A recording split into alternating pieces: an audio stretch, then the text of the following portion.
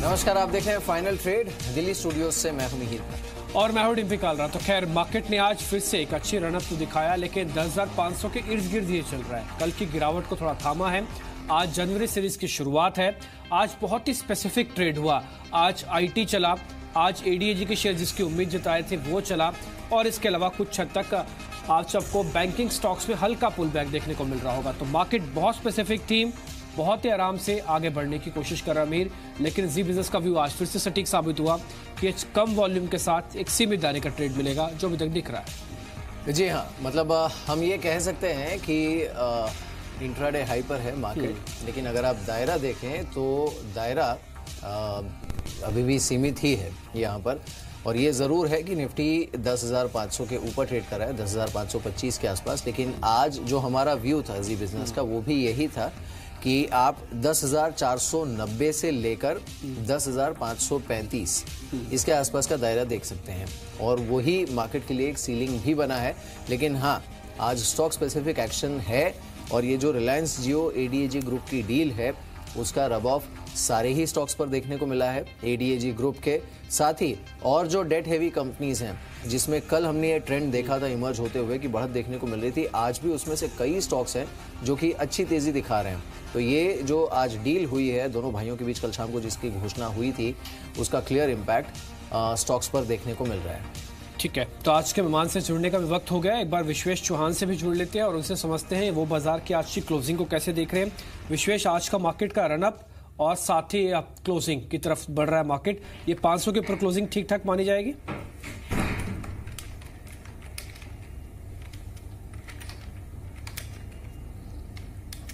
विश्वेश, सुन पा रहे हैं आप मेरे को? आवाज आ रही है आप तक?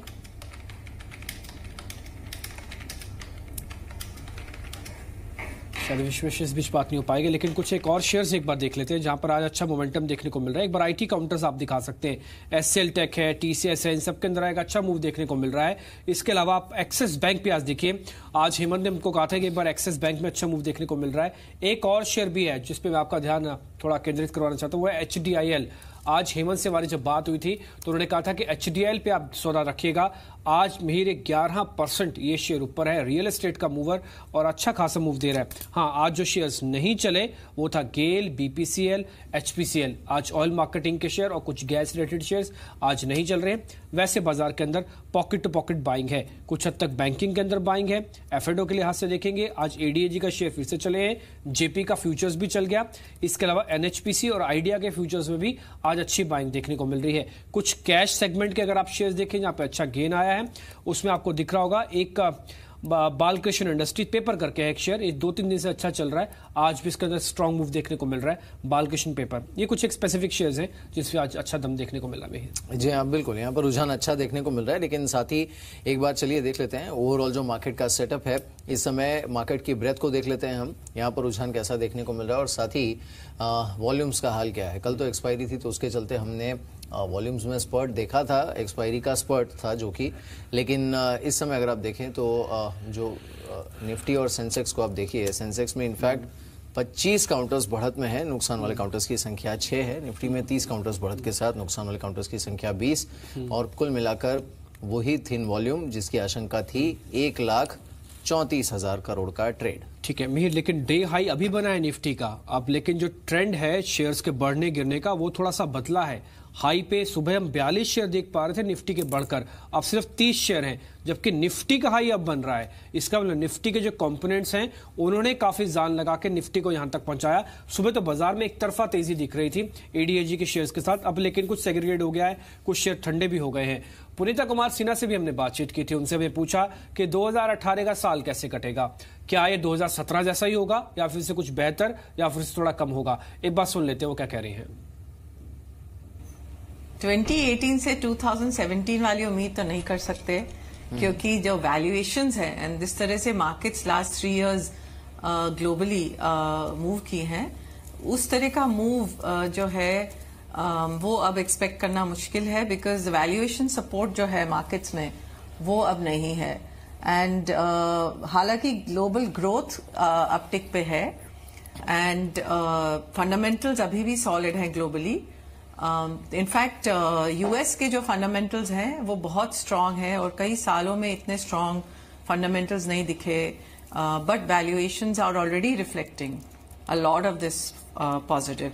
बट लिक्विडिटी अभी भी बॉन्ड मार्केट से इक्विटीज की तरफ ही जा रही है, कैश से इक्विटीज की तरफ ही जा रही है.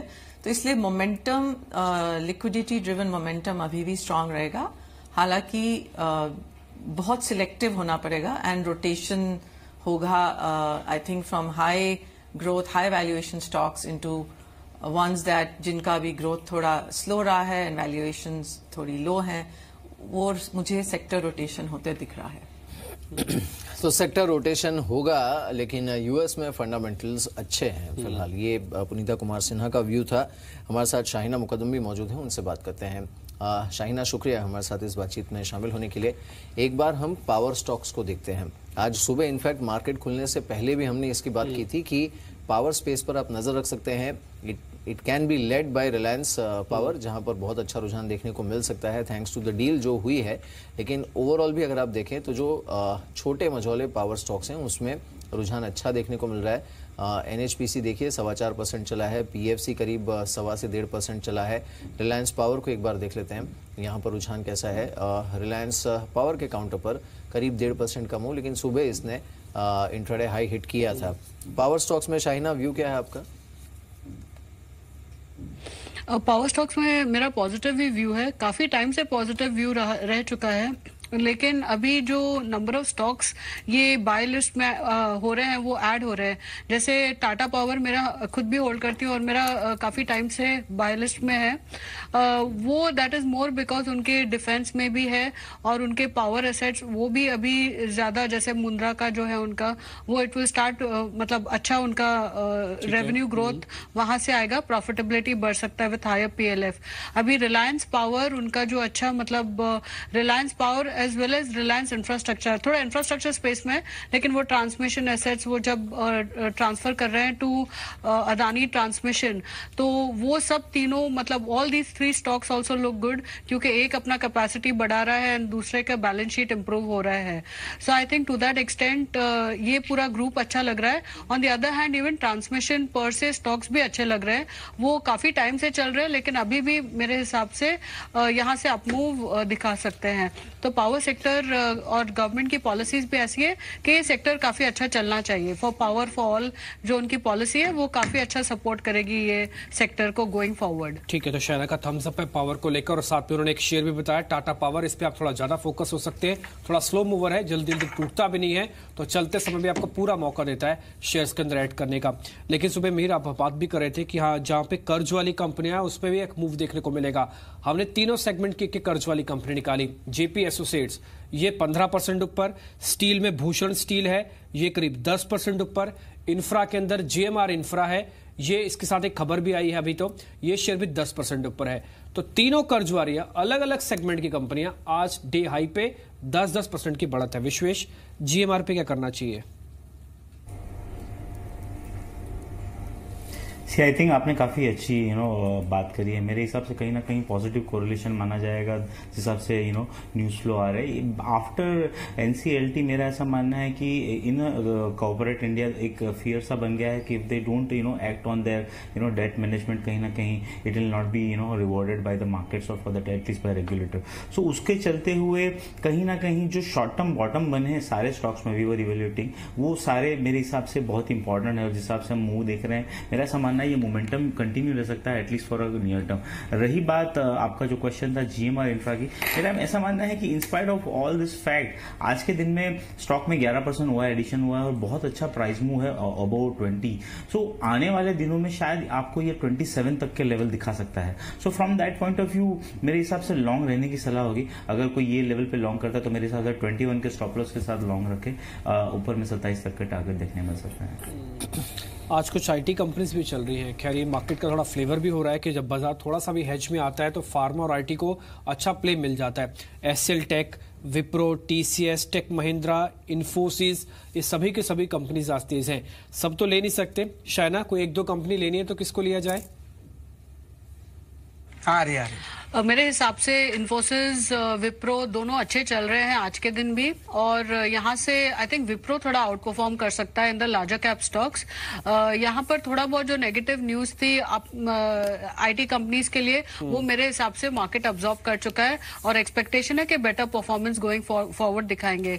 अगर मिड कैप की बात करें तो केपीआईटी काफी अच्छा परफॉर्मेंस दे रहा है इन टर्म्स ऑफ स्टॉक परफॉर्मेंस, और मेरे हिसाब से वो नंबर्स भी उनको सपोर्ट करेंगे। काफी डिप्रेस्ड नंबर्स के बाद लास्ट कपल ऑफ क्वार्टर्स में मेरे हिसाब से इंप्रूवमेंट रहेगा। सो आई थिंक आप दोनों large cap and small cap में आप स्लोली एंटर कर सकते हैं, क्योंकि ये अंडर परफॉर्मर्स रह चुके हैं लास्ट ईयर में। और जैसे अभी मार्केट ढूंढ रहा है न्यूअर सेक्टर्स फॉर चर्निंग, जो एक्सपेंसिव सेक्टर्स के बदले में रिप्लेस करने के, आई थिंक आईटी का एक अच्छा चांस है कि वो यहाँ से अच्छा परफॉर्म करे ओवर द नेक्स्ट 1 ईयर, तो सिलेक्टिवली बाय कर सकते हैं। बिल्कुल। चलिए इस बीच एक बार रिलायंस कम्युनिकेशन को देखते हैं। आज दिन के दौरान जो तेजी यहाँ पर देखने को मिल रही थी, उसके बाद ये डेफिनेटली थोड़ा सा कूल ऑफ हुआ है वहाँ से, लेकिन अभी भी जो 35-36 का दायरा है उसी के आसपास ये है। 14.5% की तेजी, और वीकली बेसिस पर अगर हम देखें तो इसने 120% से ज़्यादा का मूव ऑलरेडी डिलीवर कर दिया है। इस तरह की री rating over a period of weeks या मंथ्स देखने को मिलती है, जो रिलायंस कम्युनिकेशन ने एक हफ्ते में दिखाई है। विश्वेश, आरकॉम पर क्या सलाह है? काफी टाइम से मेरा ऐसा मानना है कहीं ना कहीं मार्केट वो सारी चीजों को पनिश कर रहा था in terms of debt, in terms of the not clarity, in terms of how they can manage. तो पोस्ट मैनेजमेंट क्लैरिफिकेशन की किस तरह से मैनेज करेंगे, और कहीं ना कहीं कॉन्फिडेंटली जिस हिसाब से उन्होंने डिफॉल्टर्स को डिफॉल्टर्स ना बोलते हुए उनको कहा कि हम एक रुपी चुका देंगे, मेरे हिसाब से market is taking very positively. Price point of view से the moment stock came above 15 rupees, उसके अंदर शॉर्ट टर्म बुलिशनेस हो गई थी। अभी मेरा ऐसा मानना है from any medium term perspective, जब तक 26 रुपीज वायलेट नहीं होता है तब तक आप ऊपर में 53 रुपीज तक के भी लेवल एक्सपेक्ट कर सकते हो। तो यहां से टेक्निकली मुझे लग रहा है डेफिनेटली ऊपर के लेवल देखे जा सकते हैं। और कहीं ना कहीं जब इतना मैग्नीट्यूड में डेट बर्डन कम हो रहा है तो मेरे हिसाब से company is going to be rewarded handsomely by the market. So fresh long करने के लिए थोड़ा रिस्की हो सकता है, अगर आप रिस्क टेकर हो तो कर सकते हो। अदरवाइज अगर आप मीडियम टर्म बैठना चाहते हो तो मेरे हिसाब से you may want to point on the fact that Anil Ambani group company में start performing from here on. So 26 रुपए का स्टॉप लॉस रहेगा, गिरावट पे खरीदने की सलाह रहेगी। ठीक है, इन सब पे आप थोड़ा सा ध्यान रख सकते हैं। लेकिन ये जो कंसोलिडेशन है ये खैर सभी सेगमेंट के शेयर्स पर है। आप टेलीकॉम का एक बार आइडिया भी दिखा सकते हैं। इस डील का इम्पैक्ट से कंसोलिडेशन की जो पिक्चर निकल के आ रही है उससे आइडिया को भी इंजॉय हो रहा है। ये शेयर भी करीब 4-4.5% ऊपर। हालांकि भारतीय एयरटेल में उतना जान नहीं दिखी, लेकिन आइडिया ने आज अच्छा परफॉर्मेंस दिखाया, अब डे हाई पे आके ट्रेड करता हुआ। लेकिन आज का एक सितारा जिसने पहली बार ही एक अच्छा मूव दे दिया और शायद ब्रेकआउट आगे चल के भी दे, वो IFCI। आशीष, एक बार IFCI का चार्ट देखें। आज सुबह डिस्कस हुआ था, इंट्राडे गेन तो आ चुके हैं, ये डिलीवरी वाले गेन रहेंगे क्या? सीरीज में रख सकते हैं 3-4 दिन अभी और? Good afternoon Dimpy. देखिए बिल्कुल हो सकता है, क्योंकि सुबह जब ओपन इंटरेस्ट हम देख रहे थे करीब 7-8% का था और अब 16% का ओपन इंटरेस्ट में एडिशन हो चुका है। और जिस तरह से प्राइस अप मूव आया है, इसको देखते हुए मुझे लगता है कि शायद ये मूव जो है वो एक्सटेंड होगा और शायद 38 से 40 की रेंज इस स्टॉक में टेस्ट होते हुए आने वाले कुछ समय में देखने को मिल सकती है। ऑन डाउन साइड मेरा मानना है 28, 50, 29 ये बहुत स्ट्रॉन्ग सपोर्ट जोन होंगे। तो जब तक ये लेवल्स आपको नीचे ब्रेक होते हुए नहीं दिखे, हो सकता है शायद साइडवेज ट्रेंड एक पकड़े, बट ब्रॉडली ऊपर की तरफ बढ़ता हुआ स्टॉक आने वाले समय में नजर आ सकता है। इस बीच आशीष, एक बार रिलायंस पावर के काउंटर को देखिए। रिलायंस पावर पर आपकी सलाह क्या है? देखिए इस स्टॉक में भी मेरा ये मानना है कि जिस तरह से एक अपमूव अभी शुरू हुआ है और एक बहुत डिसाइसिव अपमूव ये बना है पिछले कुछ दिनों के अंदर में, और जब भी इस तरह के ट्रेंड रिवर्सल्स इतने हेवी वॉल्यूम्स के साथ देखने को मिलते हैं तो जनरली हमने देखा कि ये ट्रेंड पॉजिटिव साइड पे बने रहते हैं। मैं सरप्राइज नहीं होऊंगा आने वाले दिनों में अगर से आर पावर 60 के स्तरों को छूता हुआ देखने को मिले, but as a fresh trader शायद आपको बहुत डिफिकल्टी लगे ट्रेड इनिशिएट करने में। तो जो बेस्ट तरीका है इस तरह के ट्रेड्स को प्ले करने का वो है ऑप्शंस के अंदर में आप पोजीशन बना सकते हैं। तो मुझे लगता है अगर से कोई रिलायंस पावर को प्ले करना चाहता है तो आइडियली 50 रुपए या 50 to 50 रुपीज की कॉल ऑप्शन को आप लॉन्ग करके 1-2 हफ्ता रखते हैं तो वो मुझे लगता है ज्यादा कंफर्टेबल पोजीशन रहेगी। ये फिर ऐसा हुआ क्या एकदम से पावर कंपनीज में पावर से दौड़ गई है? अब आप सिर्फ पावर वर्ड लगा दीजिए, चाहे वो रिलायंस हो, चाहे वो टाटा हो, चाहे वो कोई भी पावर हो, अदानी का पावर क्यों ना हो, सब में पावर आ गई है, सभी एकदम से डे हाई पे आ गए। देखिए आई मीन आज ये बात आपकी सही है कि एकदम से चल पड़े हैं पावर स्टॉक्स, लेकिन गोइंग फॉरवर्ड वैसे भी जो पावर कंपनीज हैं उनके लिए रुझान अच्छा रहने वाला है, ये तो बाजार मान ही रहा है। एंड सेकेंडली ये माना जा रहा है कि बजट में पावर स्पेस से जुड़ी अनाउंसमेंट आ सकती है, और उसकी खासकर रिन्यूएबल स्पेस में भी।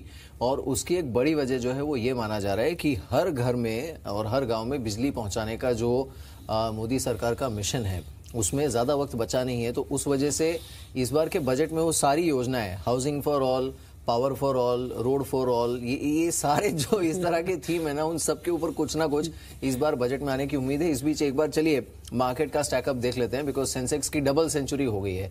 तो आज इस साल का यानी 2017 का आखिरी कारोबारी दिन, ट्रेडिंग सेशन, और वो एक अच्छी नोट पर बंद होने की तैयारी में है। अच्छा रुझान देखने को मिल रहा है, सेंसेक्स 200 से ज्यादा अंकों की तेजी के साथ, और निफ्टी फिर से एक बार वो जो 10,535-40 वाला दायरा है उसकी तरफ जाने की कोशिश करते हुए, स्मॉल कैप और मिड कैप में वैसे भी रुझान अच्छा देखने को मिल रहा है। ये दोनों इंडाइसेस अपने रिकॉर्ड लेवल्स पर क्लोज करते हुए। बिल्कुल शाना, ये पावर कंपनीज पे क्या करना चाहिए? आर पावर एकदम से 12%, टॉरेंट, अदानी सब चल रहे हैं। जैसे हमने पहले डिस्कस किया, मेरे हिसाब से आर पावर का जो एसेट्स है वो उसका जो वैल्यूएशन है कंपनी का, अगर वो बैलेंस शीट को अच्छे से रिस्ट्रक्चर करते हैं तो वो काफी सस्ते में मिल रहा है कंपेयर टू जो अदर लिस्टेड स्टॉक्स है उसके कंपैरिजन में। तो उस हिसाब से मेरे हिसाब से आर पावर यहाँ से और भी चल सकता है। और बाकी के हमने जैसे डिस्कस कर चुके हैं, in the pure power generation space भी ये सेक्टर, जैसे आपने कहा टॉरेंट पावर भी ऐड कीजिए। I think all the stocks are running basically, जैसे आपने कहा गवर्नमेंट पॉलिसी भी पॉजिटिव है, और ये स्टॉक्स काफी अभी टाइम से कंसोलिडेशन फेज में थे, सो आई थिंक ये अभी अच्छा कर सकते हैं। आशीष, ऐसे ही कुछ एक और शेयर जो एकाएक 10-10, 15-15% चल जाए, या फिर ऐसा रिटर्न दे कि 25-30% का रिटर्न मिल जाए सीरीज के शुरुआत में ही, साल के शुरुआत में ही, ऐसे कौन से शेयर हैं आशीष? देखिए मुझे लगता है इसी स्पेस में, पावर स्पेस में, सीजी पावर मुझे लगता है बहुत अच्छी स्ट्रेंथ दिखाने की तैयारी कर रहा है। 92-93 के आसपास चल रहा है। मेरा ये मानना है ये स्टॉक शायद इस सीरीज में 105 से 110 के स्तर छूता हुआ देखने को मिल सकता है। तो यहाँ पर मैं काफी एक पॉजिटिव व्यू लेके ट्रेड करूंगा। 91 का एक स्टॉप लॉस रखूंगा। दूसरा मुझे लगता है भेल के अंदर भी बहुत अच्छा बिल्डअप और पोजिशन का कैरी फॉरवर्ड हमें देखने को मिला है। रिस्क रिवॉर्ड काफी फेवरेबल है। 90 रुपीज का एक स्टॉप लॉस रखना चाहिए, और ऊपर में मुझे लगता है 104-105 के स्तर भेल के अंदर में भी देखने को मिल सकते हैं। ठीक है, BHEL होगा एक और शेयर, एक CG पावर है एक और शेयर। ये दो शेयर्स पे आपको और फोकस करना है इस साल की शुरुआत में। अगर आपको शेयर ढूंढ रहे हैं, ट्रेड लेना चाहते हैं, तो इन दोनों शेयर्स में से भी एक शेयर को पोजीशंस में बनाया जा सकता है। आज जहां पे मार्केट के अंदर थोड़ा रिदम देखने को मिल रहा है, उसमें एक शेयर और भी है, वो है HDIL। इसकी ऑप्शंस अभी एक्टिव होंगी। विश्वेश, आप तो ऑप्शंस में काफी काम करते हैं, HDIL में कुछ काम लेना है क्या? किसी ऑप्शंस को ले सकते हैं क्या अभी? जी मेरे हिसाब से बिल्कुल डिम्पी, बिकॉज कहीं ना कहीं हम लोग का जो रुझान है as a house is very positive on HDIL। मेरा ऐसा मानना है शायद ये सीरीज में HDIL 83 तक के लेवल दिखा सकता है, इनफैक्ट हायर ऑल्सो।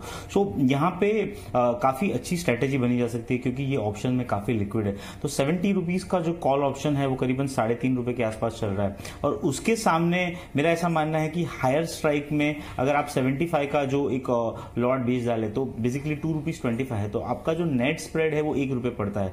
अगर आप ज्यादा बुलिश है, जो मेरा ऐसा मानना है कि शायद हायर मूव देखने को मिल सकता है, लेकिन अनफॉर्चुनेटली हायर मूव की जो स्ट्राइक्स है उसमें OI डेवलपमेंट अभी तक स्टार्ट नहीं हुआ है। सो आइदर आप ये काम कर सकते हो कि 65 रुपीज का इन द मनी कॉल ले ले, जिसका डेल्टा ऑलमोस्ट 0.7 के आसपास होगा, जो 5 रुपीज 70 पैसे में मिल रहा है, और मैक्स इज 5 रुपीज 70 पैसा। एंड इन अदरवाइज आप 3 रुपए 50 पैसे में 70 रुपीज का कॉल ऑप्शन खरीद लीजिए। मेरा ऐसा मानना है ये सीरीज में the movement HDIL crosses 68 appreciate जब भी, उस दिन हम HDL को 10 से 15% एक ही दिन में चलता हुआ दे सकते हैं। और जिस हिसाब से सेटअप बना हुआ है, कहीं ना कहीं शायद मार्केट ये डिस्काउंट करने की कोशिश कर रहा है कि debt burden company, 2500 crore market cap है, करीबन 2000 करोड़ का डेट है, और इनकी जो अगर अब इनकम देखें 600 करोड़ के आसपास, 400 करोड़ के आसपास जो है वो रेंटल इनकम है। तो कहीं ना कहीं शायद कुछ रिस्ट्रक्चरिंग प्रोग्राम आ जाए और इसीलिए शायद इस स्टॉक में एक हम उछाल देख सकते हैं। तो playing via naked call option, taking a risk would be a best strategy at this moment. एक बार ड्रेजिंग कॉर्पोरेशन को देख लेते हैं। ड्रेजिंग कॉर्पोरेशन,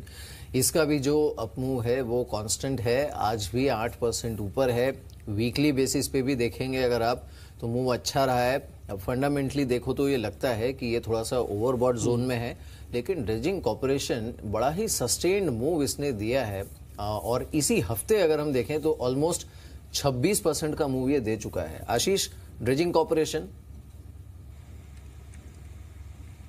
बिल्कुल मिहिर, और जिस तरह के वॉल्यूम्स कल और आज में देखने को मिले बहुत ही सिग्निफिकेंट है। आज भी करीब करीब 40 लाख शेयर का वॉल्यूम हुआ है, कल हमने देखा था 60 लाख शेयर का वॉल्यूम हुआ था, और अगर से आप एवरेज देखें तो वो 2 से 3 लाख शेयर का एक एवरेज हुआ करता था। तो बहुत स्ट्रांग वॉल्यूम्स के साथ में ये ब्रेकआउट हुआ है।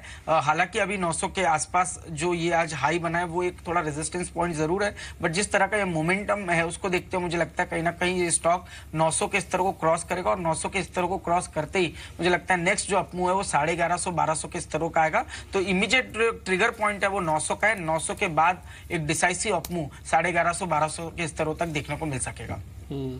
लेकिन मेरी देखिए, अब मार्केट डे हाई पे आ गया, लेकिन निफ्टी बैंक तो अपने सपोर्ट पे भी नहीं आया। 25,500 का बनता है सपोर्ट, ये सीरीज के लास्ट में भी था, इस बार भी हम नोटिस कर रहे थे मार्केट डे हाई पे, बट बैंक निफ्टी अभी भी लाल निशान में, कोई हेल्प नहीं कर रहा। आपको पूरी सीरीज में आई थिंक निफ्टी बैंक ने आपको सबसे ज्यादा परेशान किया है। आपको ही नहीं, काफी लोगों को परेशान किया है। लेकिन हमारे साथ और एक खास मेहमान जुड़े हैं, उनसे बात करते हैं। हमारे साथ आनंद राठी ग्रुप के चेयरमैन आनंद राठी जुड़े हैं, और आज इस साल का आखिरी ट्रेडिंग सेशन है, उस पर बात करने के लिए। राठी जी, बहुत बहुत शुक्रिया हमारे साथ इस बातचीत में शामिल होने के लिए। अब 2017 तो वाकई बहुत अच्छा था, सभी के लिए अच्छा रहा, आपके लिए भी अच्छा रहा, आपकी इंडस्ट्री के लिए भी अच्छा रहा। आप ये बताइए 2018 से क्या उम्मीद करनी चाहिए? देखिए, 2000 हर साल एक इतने अच्छे रिटर्न्स मिलना मार्केट में संभव नहीं होता है। एक नॉर्मल मार्केट में देखिए, इक्विटी मार्केट में आदमी को एक्सपेक्ट करना चाहिए कि CAGR जो है उसकी क्यूमुलेटिव रिटर्न वो 15 से 20% के बीच में रहे। तो मेरा ये मानना है कि 2018 भी वर्ष अच्छा रहेगा, परंतु हो सकता है रिटर्न उतने परसेंटेज नहीं रहे जो 2017 में रहे हैं। सर, लेकिन पिछले साल जो 2 कमजोर सेक्टर थे ना, अब क्लोजिंग साल के अंत होते होते दोनों ने अच्छी जान दिखाई है। एक तो फार्मा और दूसरा IT। आज IT डे हाई पे है, फार्मा कई दिनों से चल रहा है। सर, इस पे आपका आउटलुक क्या है? देखिए, 2000 हर साल एक इतने अच्छे रिटर्न्स मिलना मार्केट में संभव नहीं होता है। एक नॉर्मल मार्केट में देखिए, इक्विटी मार्केट में आदमी को एक्सपेक्ट करना चाहिए कि CAGR जो है उसकी क्यूमुलेटिव रिटर्न वो 15 से 20% के बीच में रहे। तो मेरा ये मानना है कि 2018 भी वर्ष अच्छा रहेगा, परंतु हो सकता है रिटर्न उतने परसेंटेज नहीं रहे जो 2017 में रहे हैं। सर, एक चीज आपसे और समझना चाहते हैं, निवेश के मोर्चे पर सरकार कितना आगे बढ़ती हुई दिख रही है आपको? यहां पर सरकारी कंपनीज में क्या करना चाहिए अभी?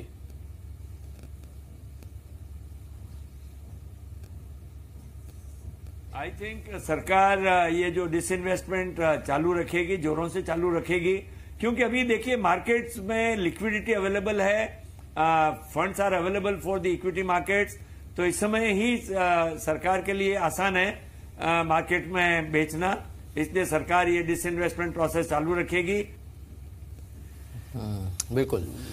चलिए, इस बीच सर एक बात बताइए, अब बजट भी आने वाला है और इस बार उम्मीदें काफ़ी हैं बजट से कि ये एक रूरल और एग्री इकोनॉमी के लिए गेम चेंजर बजट साबित हो सकता है। क्या यही थीम होगी बजट की? आपको लगता है कि ये बजट रूरल इंडिया पर फोकस करने वाला बजट होगा? जो सरकार का ये मुद्दा है कि भी हम जो है 1.5 गुनी उनकी इनकम करना चाहते हैं, उस विषय में डेफिनेटली इस बजट में कुछ कारगर कदम उठाए जाएंगे कि किस तरह रूरल सेक्टर में लोगों को एग्रीकल्चर को पैसा ज्यादा मिले, और जब भी पैसा वहां ज्यादा मिलेगा तो उसका असर वहां की जो डिमांड है, आप जो कह रहे हैं फर्टिलाइजर पे जरूर आएगा, और जो वहां की लोकल कंज्यूमर डिमांड है एफएमसीजी कंपनियां जैसे अच्छा कर रही हैं, अच्छा करती रहेंगी, तो रूरल डिमांड इंपॉर्टेंट है देश के लिए और सरकार बजट में डेफिनेटली स्टेप्स लाएगी to increase the incomes of rural people and therefore by that increase the demand from rural markets. ठीक है राठी जी, एक और चीज भी है, आजकल ये देखने को मिल रहा है साल के अंत में जो कर्ज वाली कंपनियां हैं ना, उनमें एक अच्छा मूव देखने को मिल रहा है। एडीएजी आपके सामने है, जेपीएफ आपके सामने है, ये कर्ज वाली कंपनीज में क्या स्ट्रेटजी बनाए सर? नहीं, बिल्कुल जैसे मैंने पहले भी बताया कि भाई एनपीए के ऊपर या जो हायर डेट कंपनीज हैं जिनमें पॉसिबिलिटीज ऑफ एनपीए हैं, उसमें सरकार का बैंकों के थ्रू जोर रहेगा कि किस तरह उनका कर्ज कम किया जाए। और इसलिए और कंपनियां भी अब चाहती हैं, क्योंकि अब ये हो गया कि अगर कर्ज ठीक नहीं करेंगी, रीपेमेंट नहीं कर पाएंगी, एनपीए हो जाएगा और एनसीएलटी में चली जाएंगी, तो कंपनियां जो हैं मैनेजमेंट के हाथ से निकल जाएंगी। तो कोई मैनेजमेंट नहीं चाहेगा कि उनकी कंपनी उनके हाथ से निकले, इसलिए सब कोशिश करेंगे कि भाई कंपनियों में एक जो डेट लेवल है वो मैनेजेबल लेवल पे लाए और उसमें बैंकों को भी तकलीफ कम होगी। डेफिनेटली मेरे ख्याल से next year there will be huge recoveries in the debt और एनपीए लेवल्स धीरे धीरे अब जो है कंट्रोल में आने लगेंगे। बिल्कुल। चलिए सर, आप बने रहिए हमारे साथ। अब और एक खास मेहमान भी जुड़े हैं, उनसे बात करते हैं। हमारे साथ राजेश अग्रवाल जुड़े हैं। राजेश, शुक्रिया हमारे साथ इस बातचीत में शामिल होने के लिए। Thanks for joining us. ये जो सडनली मैं कहूँगा कि ये पूरा हफ्ता ही जो है जो कि 2017 का आखिरी ट्रेडिंग वीक है, वो कई मायनों में गेम चेंजर साबित हुआ है उन स्टॉक्स के लिए जिस पर आज से 2-3 महीने पहले लोग सबसे ज्यादा कंसर्न में थे, चाहे वो एडीएजी ग्रुप के स्टॉक्स हों, जेपी ग्रुप के स्टॉक्स हों, बाकी रियल एस्टेट प्लेयर्स हों, डेट हैवी कंपनीज हों। इनमें आपने क्या किया आज?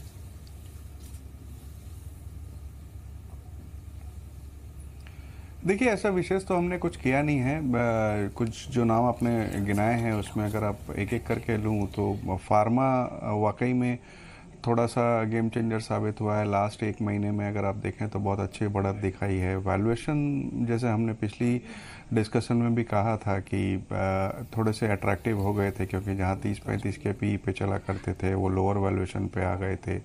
जहाँ तक एडीएजी ग्रुप की बात है, इसमें जो कंसर्न थे बेसिकली वो डेट के ही थे और उसमें भी एक बड़ा हिस्सा रिलायंस कम्युनिकेशन का था। अब जबकि वहाँ पर ये निकल कर आ रहा है कि 45,000 करोड़ का कर्ज जो कि मार्च 2017 में था वो अब 6,000 करोड़ का ही रह जाएगा आफ्टर द डील। 23,000 करोड़ में ये डील हो रही है, ऐसा मीडिया समाचार के अनुसार। तो मुझे लगता है कि वहाँ से भी दिक्कत दूर हो जाएगी। रिलायंस इंफ्रा को अगर आप देखें तो प्रोजेक्ट्स उनके बड़े शानदार हैं। पावर का बिजनेस उन्होंने अडानी को बेचने का मन बनाया है, जहाँ से भी डेट रिडक्शन हो जाएगा। तो इन सब चीज़ों के मद्देनज़र रीस्ट्रक्चरिंग पूरे ग्रुप में ही हो रही है। रिलायंस कैपिटल को भी अगर आप ले लें तो उनके एएम से बिजनेस हो, चाहे इंश्योरेंस के बिजनेस हो, स्टॉक ब्रोकिंग का हो, सारे ही बहुत अच्छे चल रहे हैं।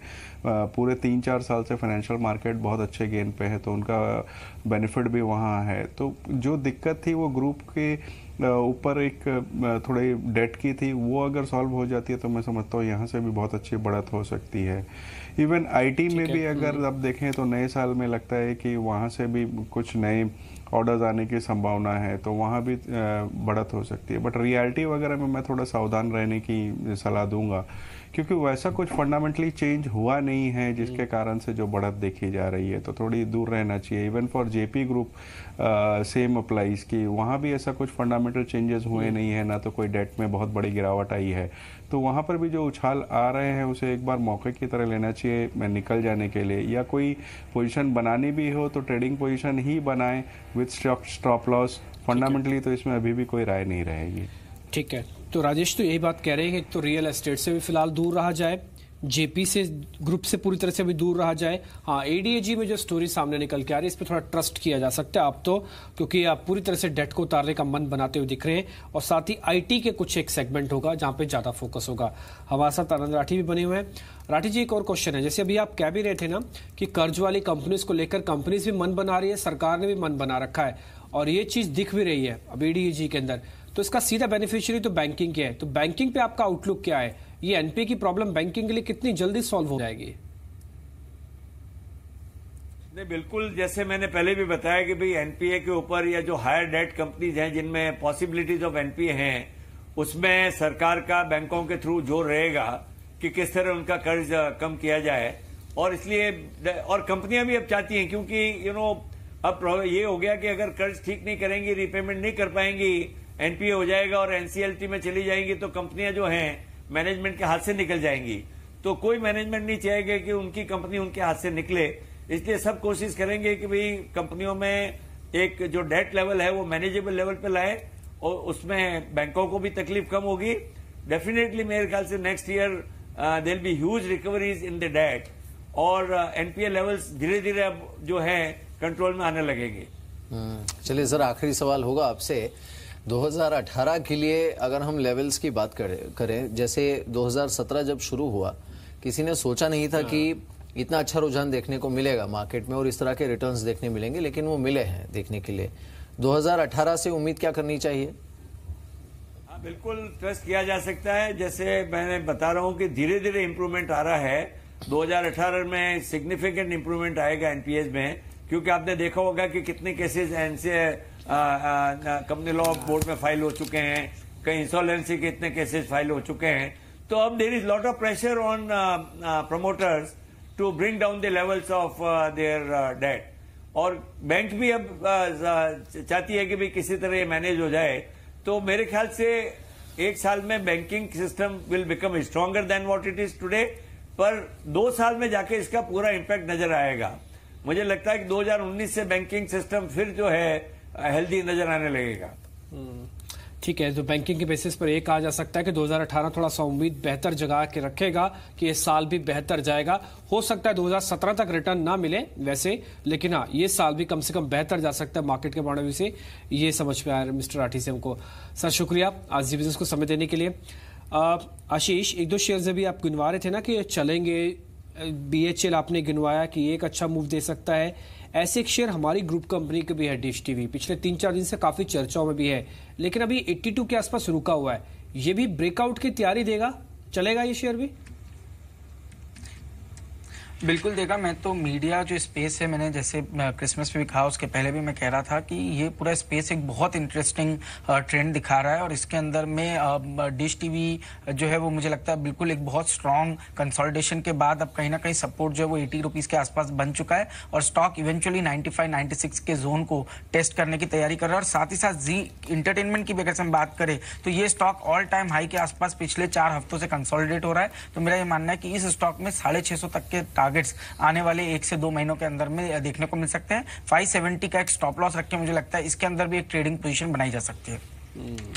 मेरा शुक्रवार है ना, तो आज जो सिनेमा से जुड़े हुए शेयर्स हैं वो एकदम से चल रहे हैं।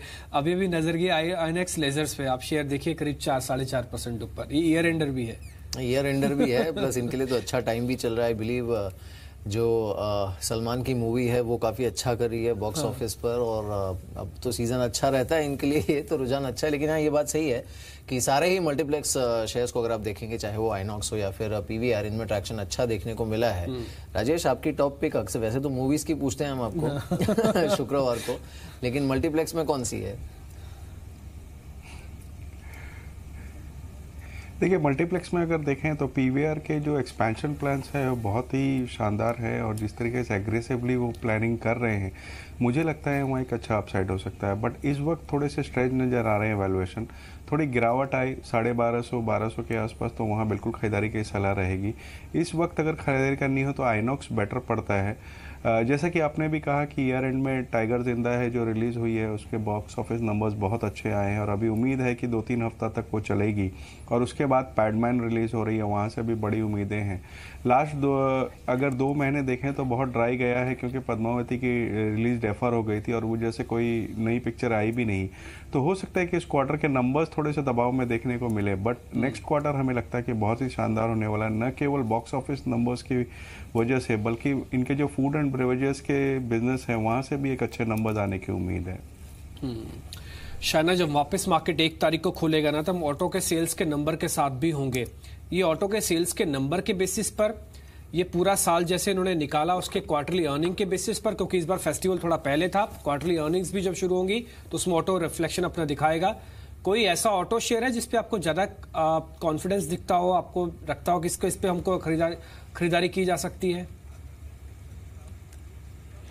मेरे हिसाब से एक अंडर परफॉर्मर लास्ट ईयर का टाटा मोटर्स रह चुका है, और ये साल टाटा मोटर्स के लिए काफी अच्छा होगा। Maruti of course all time मेरा फेवरेट है, बट इन द सेंस वो काफी चल भी चुका है और चलते रहेगा, and I personally also hold it. But अगर आपको ऐड करना है मेरे हिसाब से फोर व्हीलर्स में, टाटा मोटर्स में डोमेस्टिक भी उनके जो लॉन्चेस है वो भी अच्छा पिकअप कर रहे हैं, एंड ऑफ कोर्स जो उनका मेजर JLR का जो कंट्रीब्यूशन आता है उनका रेवेन्यूज और प्रॉफिटेबिलिटी में, वहां पर भी मेरे हिसाब से चाइना तो अच्छा कर रहा है, बट दूसरे भी मार्केट्स जैसे यूरोप जैसे पिकअप करते हैं, US पिकअप करता है, आई थिंक वो नंबर्स भी इंप्रूव होने की उम्मीद है। सो वैल्यूएशन वाइज भी आई थिंक नेक्स्ट ईयर में टाटा मोटर्स मेरे हिसाब से अच्छा चलना चाहिए। बिल्कुल, टाटा मोटर्स भी अच्छा चल सकता है।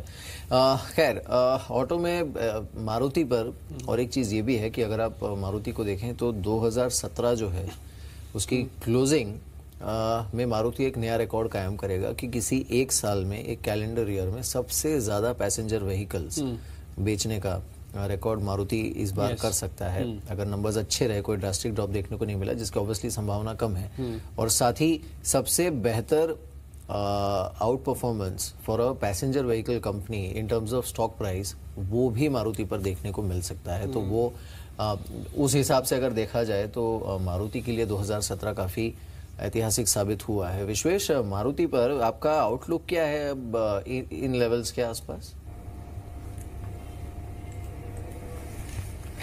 अपेरेंटली मुझे मेरे पैरामीटर पे ट्रेडिंग और इन्वेस्टमेंट दोनों के लिहाज से स्टॉक नहीं समझ में आता है। मेरे हिसाब से पैराबोलिक राइज जो इसमें दिखा गया है it is purely on the basis of scarcity premium, और कहीं ना कहीं मेरा ऐसा मानना है कि शॉर्ट टर्म में M&M would be a better comparatively for the simple reason क्योंकि it gives me a comfort of a risk. और आप जो बात कर रहे हैं मारुति में, मेरे हिसाब से कहीं ना कहीं M&M काफी अंडर परफॉर्म किया है। 2014 के लेवल के जस्ट आसपास मिल रहा है आपको, 721 का हाई था उस वक्त। तो मेरे ऐसा मानना है कि 720 के नीचे जब तक नहीं जाता है, it is a very good idea again to expect M&M going towards 820। और मेरे हिसाब से 2018 का जो फर्स्ट हाफ है उसमें शायद ऑटो में, जैसे शाइना ने भी मेंशन किया, Tata motor M&M would be a better performer relative to the Maruti. Maruti का वैल्यूएशन भी बहुत ही एक्सपेंसिव है मेरे हिसाब से। It is only because that they are performing, that's why performing. So purely basis of a valuation risk or comfort of a risk, मेरे हिसाब से M&M और Tata motor would be a better bet. खैर, हमको ऑटो से 2 pics चाहिए थी, दोनों पिक्स मिल गए हैं। विश्वेश कह रहे हैं कि एक बार M&M को आप बाय करें। शाइना ने कहा है कि आप चाहे तो टाटा मोटर्स को देख सकते हैं। दोनों शेयर 2018 की शुरुआत में हो सकता बेहतर रिटर्न दे और क्लोज होते होते तो अच्छे रिटर्न की उम्मीद जरूर हम कर सकते हैं। लेकिन इस बीच मेरे साथ रजत जुड़ चुके हैं, फाइनल बेट की तैयारी भी कर लेते हैं और फाइनल बेट देखते हैं कौन सा है। रजत बताइए। बिल्कुल, एक शेयर है सिंटेक्स प्लास्टिक्स। इस शेयर में खरीदारी बीते 1 घंटे में देखने को मिल रही है और वॉल्यूम भी ठीक ठाक है। बीते आधे घंटे का डेटा तो मैं चेक कर रहा था और तेजी है, इनफैक्ट पिछले 10-15 मिनटों में ही। अब इंपॉर्टेंट है कि आर्ली चार्ट्स पे 80 के नीचे जाने को तैयार नहीं था, वहीं से एक ट्रेडिंग बाउंस लिया। और देखिए, इस हफ्ते ही नहीं वॉल्यूम्स बढ़े, पिछले 2 ट्रेडिंग वीक से यहाँ पर वॉल्यूम्स कंसिस्टेंटली बढ़ते चले जा रहे हैं। डिलीवरी आधारित बाइंग है, 56% के आसपास के डिलीवरी वॉल्यूम्स पिछले 5 ट्रेडिंग सेशंस में इस पर्टिकुलर स्टॉक के देखने को मिले। और ये स्टॉक अभी बाजार की तेजी में उतना स्ट्रांग पार्टिसिपेट करके ही नहीं किया है, तो यहाँ पर लोअर लेवल से एक स्मार्ट पुल बैक की उम्मीद है। लेकिन टारगेट्स वीकली चार्ट्स के आधार पर इस हफ्ते की क्लोजिंग तो अपने उच्चतम स्तर के आसपास ही हो रही है, लेकिन वीकली चार्ट स्विंग हाई के हिसाब से 86 से 87 के रेंज पे बैठेंगे। और स्टॉप लॉस जो कि मैंने कहा कि 80-81 के जोन पे आर्ली चार्ट्स में मजबूत सपोर्ट है, उसी को लगा लीजिए और 87 के टारगेट के लिए सिंटेक्स प्लास्टिक खरीदा जा सकता है।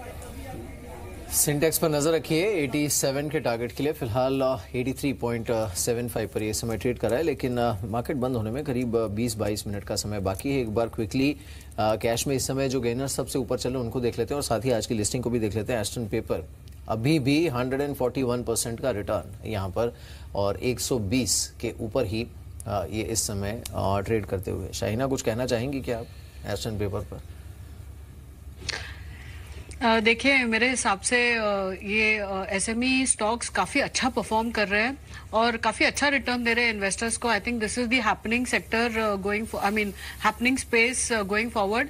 और उनके जो प्रोजेक्ट्स है, जो कैपेसिटी एडिशन है, जो पैसा रेस के उसमें ऐड करेंगे, तो जरूर गोइंग फॉरवर्ड ये जो प्राइस का जो मेजर रैली दिखा है वो लॉन्गर टर्म में जस्टिफाई होगा। ठीक है, आज जो शेयर्स नहीं चल रहे ना, एक बार जरा वो भी देखिए आप। आज नहीं चल रहा है इन्फीबीम, सुबह सुबह तो 25% का गोता भी लगा चुका है, अब किसी तरह से 13% की गिरावट है, 50% इसने रिकवर कर लिया अपनी गिरावट से, ये शेयर नहीं चल रहा। आज अपोलो हॉस्पिटल के अंदर प्रॉफिट बुकिंग है, फोर्टिस के अंदर भी आज प्रॉफिट बुकिंग है, आज डीएलएफ के अंदर प्रॉफिट बुकिंग है, आज इंडो काउंट के अंदर प्रॉफिट बुकिंग है। ये सारे शेयर थे जो एक्सपायरी से ठीक पहले जोरदार रिटर्न देके आपको क्लोजिंग करवा गए थे, लेकिन जैसे सीरीज शुरू हुई इनमें क्लियर कट प्रॉफिट बुकिंग आना शुरू हो गई है। इनमें से कोई एक शेयर ऐसा है जो थोड़ा और कमजोर होगा आशीष? वैसे काफी सारे शेयर्स हैं, इंडो काउंट है, डीएलएफ है, फोर्टिस, अपोलो, इन्फीबीम।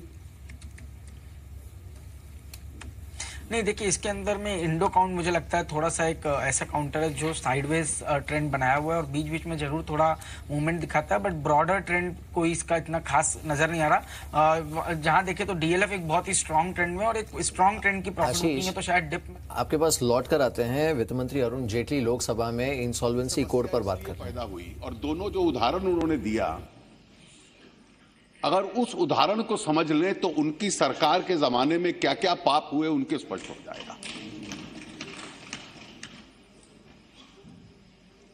बैंक्स, ये जितने भी आईबीसी में अभी तक लोन्स इन्वॉल्व हैं, ये सारे वो हैं जो पुराने समय में दिए गए हैं। और अगर मैं कहूं कि उस वक्त शायद लगता होगा उनको कि 2003 से 2008 तक विश्व में इकोनॉमिक बूम था, इसलिए बैंक्स अपना पैसा हर एक उद्योग को देते जाएं, उद्योग फैलेगा, फूलेगा और देश का लाभ होगा, तो शायद अच्छी नीयत से दिया होगा। बिना किसी सिक्योरिटी के दे देना तो फिर नीयत पे भी प्रश्न चिन्ह आता है।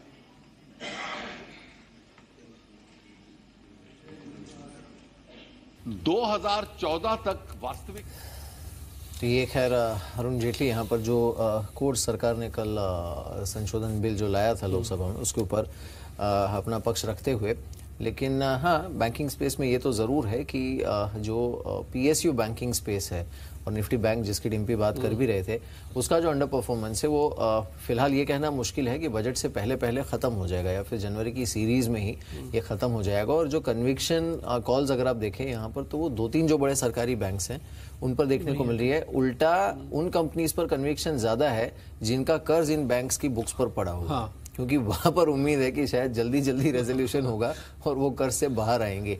आज भी आप देखिए डीबी रियलिटी पर बहुत अच्छा मूव है, कल हमने यूनिटेक पर बहुत अच्छा मूव देखा था, DLF has been a consistent out performer जिस पर हमने मूव देखा है। यूनिटेक आज भी इनफैक्ट 15% ऊपर है। भूषण स्टील है, जीएमआर है, इन सभी पर। लेकिन मैं सिर्फ रियल एस्टेट की भी अगर बात करूं तो उसमें भी आप देखिए कि वो क्वालिटी स्टॉक्स का तो ऑप्शन बड़ा लिमिटेड है। तो अब इस सूची में आपको बहुत कम बार प्रेस्टीज एस्टेट या गोदरेज प्रॉपर्टीज 10-15% ऊपर दिखेगा, क्योंकि वो ऑलरेडी प्रीमियम कमांड कर ही रहे हैं। तो यहाँ पर करना क्या चाहिए राजेश इन स्टॉक्स में?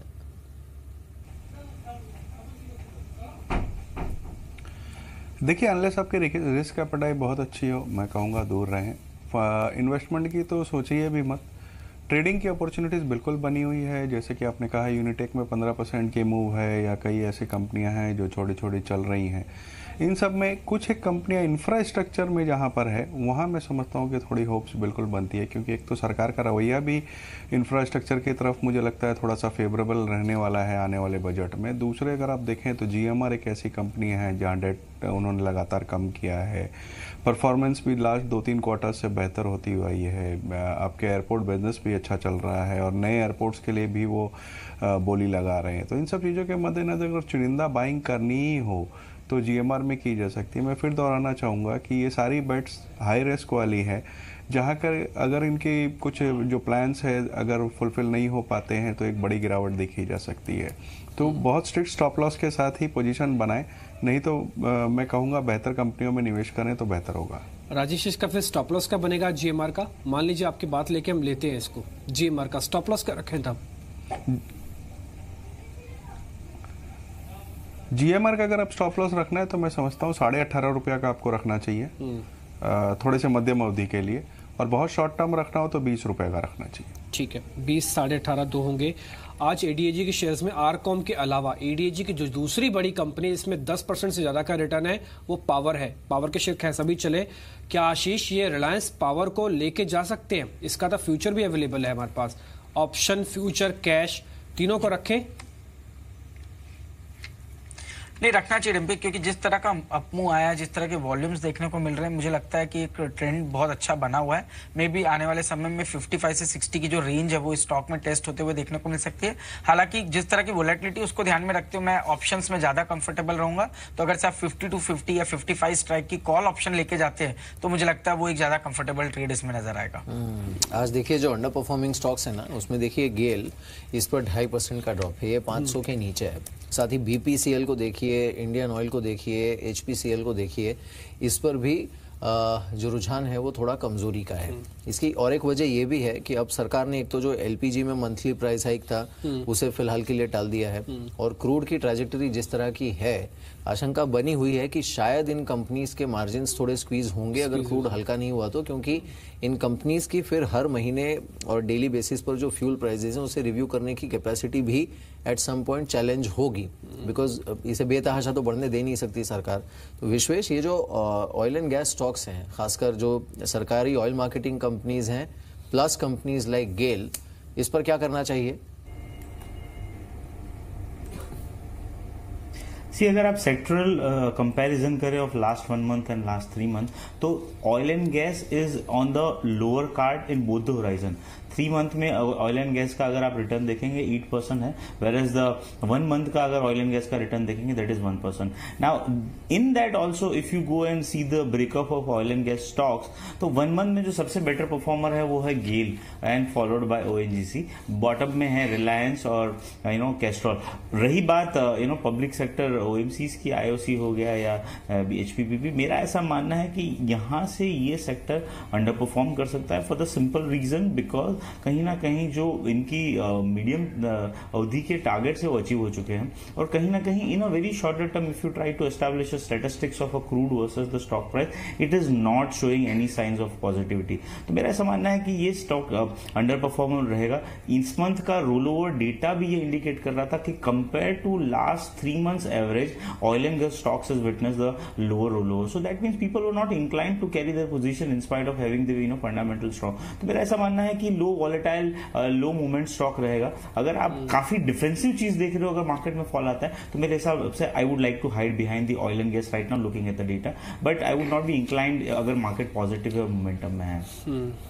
शायद काफ़ी सारे शेयर्स ऐसे हैं जो इस एग्रो थीम या फिर ग्रामीण भारत की थीम से कहीं ना कहीं कनेक्टेड है। मैं कुछ एक नाम ले रहा हूँ, आप मेरे को बता दीजिएगा किसको लेके जाना है, किसको रखना है।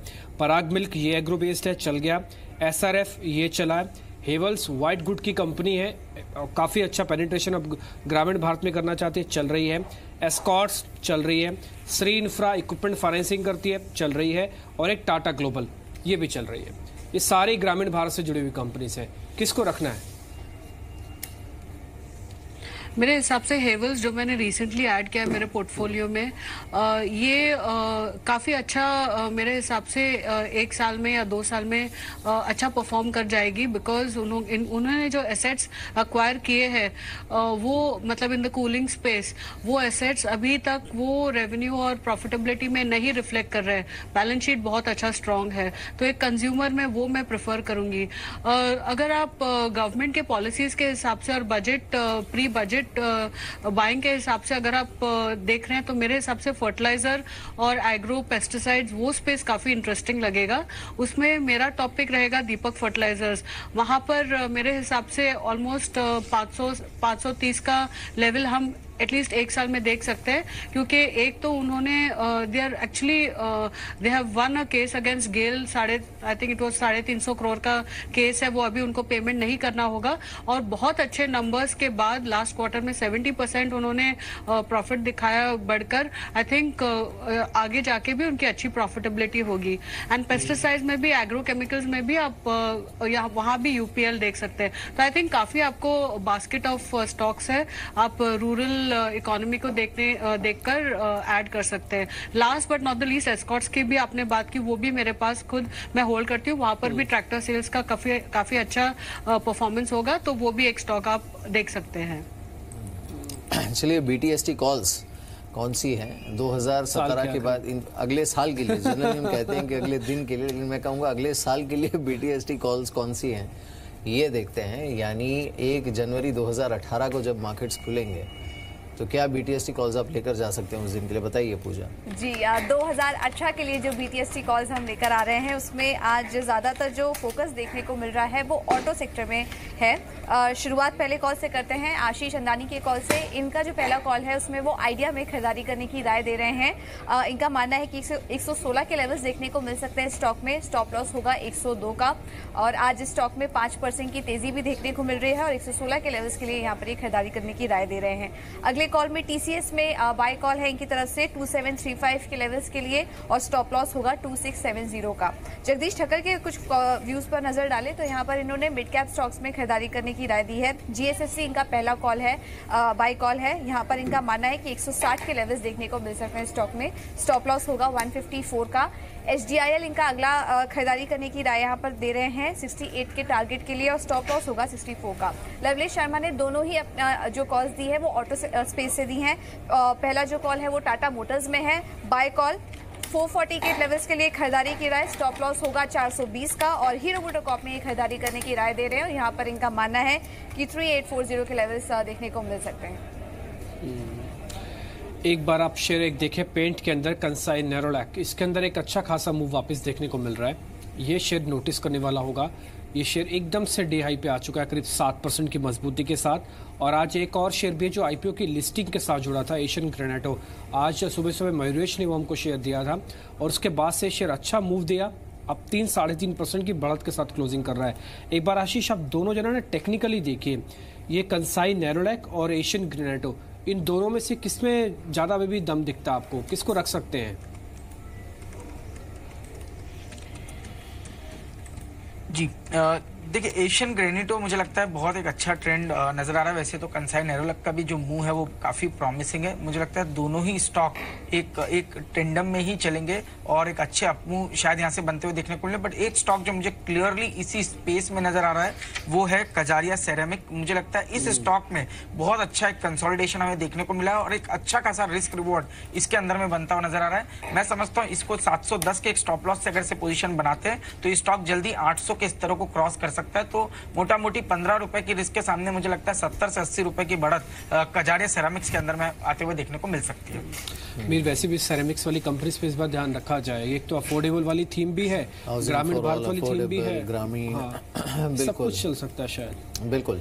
चलिए कुछ ना 2017 के आउट परफॉर्मर्स को एक बार क्विकली देखते हैं और वहाँ पर देखते हैं कि रुझान कैसा है। एक तो जैसे हम बात कर ही रहे थे कि 2017 के लिए अगर आप निफ्टी के 3 बेस्ट कंट्रीब्यूटर्स या आउट परफॉर्मर्स को देखेंगे जिन्होंने ये निफ्टी में जो 28% से ज्यादा का गेन या फिर सेंसेक्स में 28% का गेन दिख रहा है उसे जो ड्राइव करने वाले स्टॉक्स हैं तो उसमें वो रिलायंस है, मारुति है, L&T है जिन्होंने परफॉर्म किया है। लेकिन अदरवाइज अगर आप देखें जो लार्ज कैप्स हैं तो उसमें सबसे बेहतर चाल देखने को मिली है बजाज फाइनेंस की जिसने 100 से ज्यादा % का मूव दिया है। आप टाटा स्टील को देखिए 89%, Bajaj finance 109%, India bulls housing 84% चला है। सिमिलरली मारुति को अगर हम देखें तो इसने 83% का रिटर्न दिया है, हिंडाल को भारतीय एयरटेल ने 75% के आसपास का रिटर्न दिया है। लेकिन रिलायंस ये 2009 के बाद इस साल में 2017 के आज की जो क्लोजिंग है उसमें ये सबसे ज़्यादा रिटर्न दे रहा है अपने खुद के हिस्टोरिकल डेटा से। अगर आप कंपेयर करें रिलायंस को 921 के आसपास, अगले साल दिसंबर तक इसे कहाँ पर देख रहे हैं आप शाहीना? रिलायंस की बात कर रहे हैं जी जी। या आई थिंक रिलायंस अभी थोड़ा बहुत सॉफ्टनेस दिखा रहा है बिकॉज जो उनके एसेट्स जो अक्वायर कर रहे हैं फॉर जियो वो मार्केट में ऐसे मानना है कि वो काफी थोड़ा एक्सपेंसिव अक्वायर कर रहे हैं, तो थोड़ा बहुत उनके कैश फ्लो पर हो सकता है थोड़ा प्रेशर पड़े फॉर अ शॉर्टर टर्म। और ऑल्सो उनका जो स्पेक्ट्रम एडिशनल पेमेंट्स करना होगा वो थोड़ा बहुत नेक्स्ट ईयर के लिए थोड़ा इंक्रीज कैपेक्स होगा। बट मेरा मानना है कि आई थिंक रिलायंस एक लॉन्ग टर्म बेट डेफिनेटली डिक्लाइंस पे ऐड करना चाहिए बिकॉज ये वन स्टॉक है जो जिनके जो ब्रेकअप ऑफ बिजनेस से अगर देखा जाए वो बहुत ही अच्छे स्पेसेस में है एंड अगर लॉन्ग टर्म की आप वैल्यूएशन करें तो स्टिल यहाँ पे वैल्यू बाय बनता है, बट शॉर्टर टर्म में हो सकता है कंसोलिडेट करेगा। चाइना के जो शेयर्स है उसमें हेवल्स है, टाटा मोटर्स है, KPIT, विप्रो, ये 4 शेयर्स तो आप जरूर ध्यान रखें। इन्होंने कहा कि इस पे आप अच्छा व्यू देख सकते हैं। आशीष कह रहे हैं Kajaria, dish, PHEL, CG power, ये कुछ एक शेयर्स हैं जो आशीष के रिकमेंडेशन पे हैं। विश्वेश, आपकी तरफ से 2018 के शेयर्स चाहिए, 1-2 शेयर्स आप दे सकते हैं। मेरे हिसाब से क्योंकि लंबी बात हो रही है, पूरे 1 साल की बात हो रही है, तो I would like to stick with the जहां पे कुछ रीजनिंग हो। सो एक कंपनी है जो यहाँ से सिंथेटिक स्पेस में है, इंडोरामा सिंथेटिक करके, करीबन 43 के आसपास है। One time market sales to market cap ratio है, और एट द सेम टाइम जो disparity between the GST and disparity between the cotton and synthetic के टैक्सेस थी, पोस्ट GST वो डिस्पैरिटी कम हो जाएगी।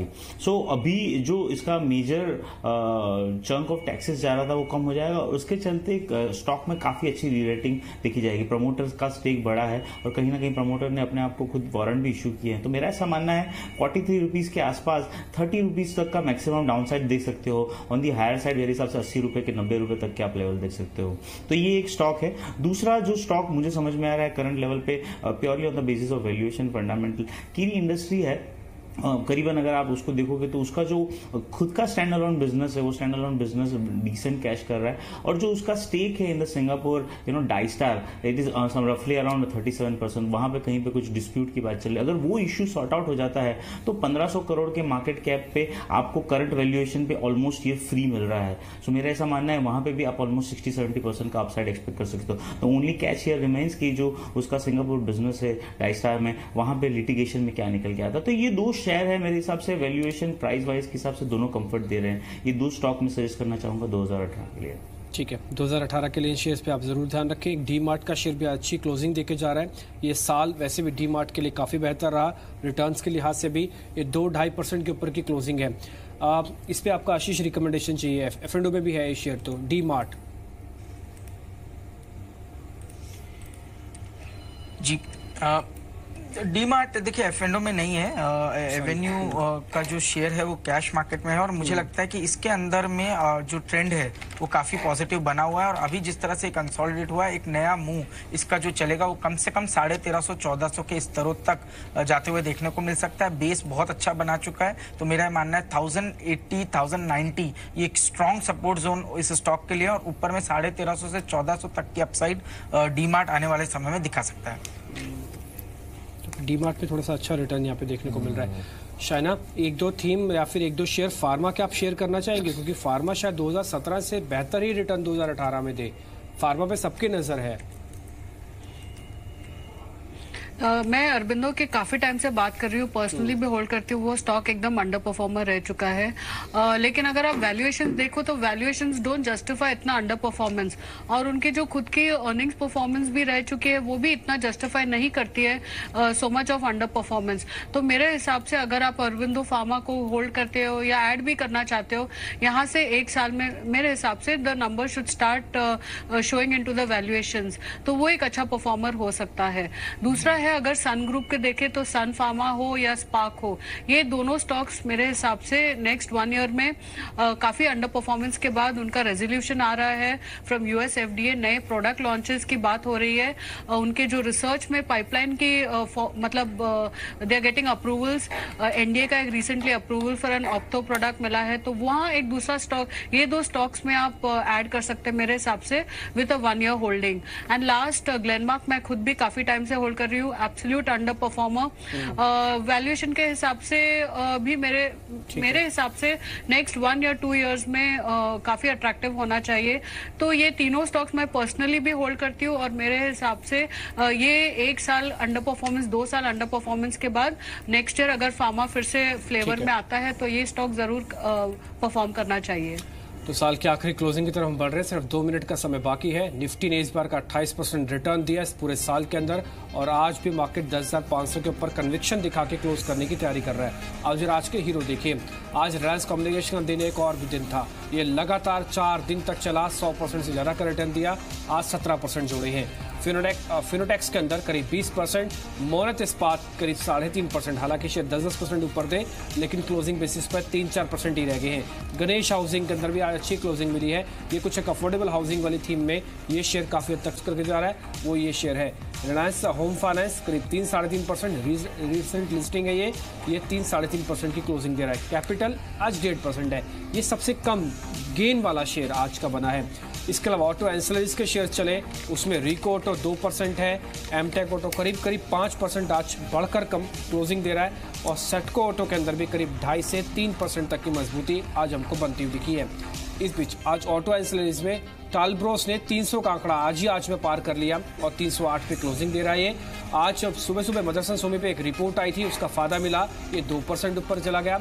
भारत गियर्स के अंदर भी आज क्लोजिंग हरे निशान में ही देखने को मिल रहा है, हालांकि स्विंग आज थोड़े वाइल्ड थे लेकिन भारत गियर्स हरे निशान में आज क्लोजिंग करके जा रहा है।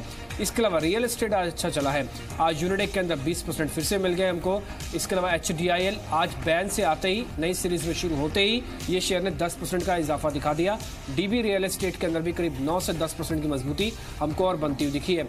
रियल एस्टेट में छोटी जो इंफ्रा कंपनीज है, इसमें प्रोवांक्रा है, अंसल API है, ऑबरॉय रियलिटी है, ये शेयर्स भी आज बढ़कर ही बंद हुए हैं। ये रियल एस्टेट के कुछ गेनर्स थे। अब जरा सरकारी कंपनीज देखिए, ड्रेजिंग कॉर्प, इसने तो एक खैर गिरावट का नाम ही भूल गया, लगातार कई दिन से चल रहा है, आज 7% जोड़े हैं इसने।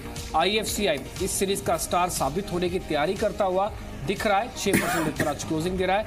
MMTC आज हालांकि सरकारी कंपनी से पिछड़ गया, ये 2-2.5% टूट के गया है आज। इसके अलावा इंफ्रा के शेयरों के अंदर कुछ बढ़त है, GMR इंफ्रा के साथ एक खबर भी आई, उसका इम्पैक्ट भी, और वैसे भी F&O के अंदर इसमें अच्छी बाइंग मिल रही है। राजेश भी कह रहे थे शेयर के साथ नजर रखी जा सकती है। SCC भी आज अच्छी खासी क्लोजिंग देके गया, बाजार की आज की क्लोजिंग मिल गई मुझे। बिल्कुल, बाजार की आज की क्लोजिंग मिल गई और मार्केट्स अपने हाई के काफ़ी नज़दीक बंद हुए हैं, तो एक तरीके से ये कहा जा सकता है कि ऐतिहासिक क्लोजिंग देखने को मिली है। ईयरली बेसिस पर तो डेफिनेटली देखने को मिली है, क्योंकि मार्केट अपने हाई के पास क्लोज हुए हैं और अच्छी तेज़ी 193.2 पर सेंसेक्स और निफ्टी 51 पॉइंट ऊपर 10,528 पर बंद हुआ है। तो ये भी जो इनफैक्ट हमने दायरा दिया था कि 10,535 तक ये जा सकता है, ये 10,538 तक गया था और वहाँ से 10 पॉइंट नीचे मिड कैप फिर से एक बार 21,139 पर बंद होते हुए स्मॉल कैप में भी अच्छी मजबूती देखने को मिली। लेकिन अच्छी चीज़ ये है डिम्पी, मैं एनुअल डेटा देख रहा था, अब देखिए इस साल का जो लो था ना सेंसेक्स के लिए जो था वो था 26,447 का, जो कि 2 जनवरी 2017 को हिट हुआ था और आज 29 दिसंबर 2017 है। यानी अगर आप उस बेसिस पर देखें ना तो एक बहुत ही अच्छा और लीनियर पैटर्न बना है। ये नहीं है कि वॉलेटिलिटी देखने को नहीं मिली, लेकिन एक बहुत ही हेल्दी तरीके से मार्केट बंद हुआ है कि साल ख़त्म होते होते ये अपने हाई के आसपास ही बंद हुए हैं। सिमिलरली निफ्टी को भी आप देखिए 26 दिसंबर 2016 को अगर हम देखते, जो कि इसका पिछले 52 हफ्ते का लो है, वो था यहाँ पर हिट हुआ था 7,893 का और ये फिलहाल बंद हुआ है 10,528 पर। तो फिर से एक बार जो इनका हाई है और एडजस्टमेंट के बाद भी इनफैक्ट ऊपर ही गए हैं इंडाइसिस, तो 10,530 पर इसकी भी जो क्लोजिंग है वो जो इसका हाई जो कि 27 तारीख को यानी परसों बना था उससे बस 20-22 पॉइंट नीचे। तो ये उस तरीके से एनुअल बेसिस पर अगर देखा जाए तो एक बहुत ही अच्छी क्लोजिंग मार्केट के लिए कही जा सकती है। नो डाउट अपने आप में शानदार गेन यहाँ पे मिल रहा है। पिछले 3 साल के अंदर अब तक का सबसे बेहतर गेन निफ्टी ने दिया, सेंसेक्स ने दिया। हालांकि बैंक निफ्टी का जो हाई है 52 वीक हाई वो 25,900 प्लस है, 953 है, उससे थोड़ा सा बैंक निफ्टी भी हालांकि पीछे है। लेकिन हाँ, निफ्टी, सेंसेक्स और मिड कैप ये तीनों की रिकॉर्ड स्तरों के आसपास इनको क्लोजिंग वापस मिली है। तो इस पर राजेश आपका व्यू चाहिए आज की क्लोजिंग पे और आगे का आउटलुक पे।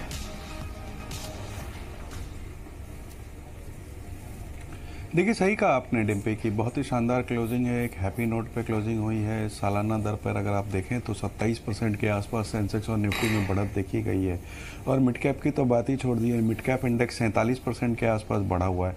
तो मुझे लगता है कि इन्वेस्टर्स को बहुत हैप्पी करके 2017 गया है और पूरी उम्मीद है कि 2018 भी ऐसा ही जाएगा। ये नहीं कह सकते कि वैल्यूएशंस अब ओवर स्ट्रेच नहीं है, क्योंकि कई जगह वैल्यूएशंस बहुत स्ट्रेच नज़र आ रहे हैं। लेकिन अगर फिर भी मैं कहूँ कि निफ्टी या मिड कैप इंडेक्स के दायरे से बाहर निकले तो बहुत से ऐसे small cap mid cap stories अभी भी इंटैक्ट है, अभी भी वैल्यूएशन ठीक ठाक है जहां पोजीशन ली जा सकती है। जहां तक निफ्टी का सवाल है, 10,500 के ऊपर की क्लोजिंग बहुत अच्छी है।